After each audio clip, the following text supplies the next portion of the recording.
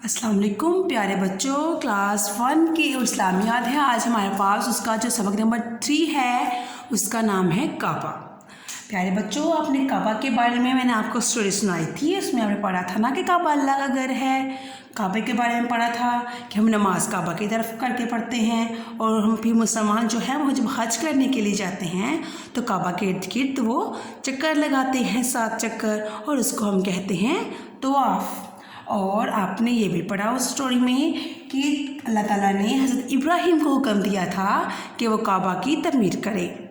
इसके साथ साथ प्यारे बच्चों, आपने उस कहानी में ये भी पढ़ा था कि हमारे प्यारे नबी सल्लल्लाहु अलैहि वसल्लम ने फरमाया था कि अल्लाह उनसे मोहब्बत करता है जो काबा की तरफ मोहब्बत से देखते हैं।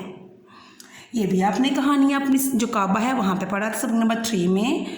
इसके अलावा आपने ये भी पढ़ा था कि काबा के गिर्द आहिस्ता आहिस्ता चलें ताकि किसी दूसरे को तकलीफ़ ना पहुँचे। जब आप अल्लाह के घर में दाखिल हों तो हमेशा अपना दायां पाँव अंदर रखें। तो प्यारे बच्चों, आपने ये सारा काम जो काबा है इसमें स्टोरी पढ़ी थी, इसमें आपने सब कुछ सीखा था कि काबा क्या है, कहाँ पर है। ये तो नहीं पता स्टोरी पता चला आपको कि कहाँ पर है, लेकिन काबा के बारे में आपने काफ़ी जो है अपने सबक नंबर 3 में जाना था। अब प्यारे बच्चों, मैंने वहाँ पे कुछ सवाल बनाए हैं काबा के, उनको आपने देखना है जो कि बोर्ड पर आपको नज़र आ रहे हैं। काबा है आपका सबक नंबर 3, उसकी तफहीम है। सवाल जवाब हमने करने हैं आज। पहला सवाल है काबा किसका घर है। प्यारे बच्चों, मेरे साथ फिर पढ़ें, काबा किसका घर है। इसका जवाब है काबा अल्लाह का घर है। काबा अल्लाह का घर है। सवाल नंबर 2 वाला है तवाफ़ किसे कहते हैं। तवाफ़ किसे कहते हैं।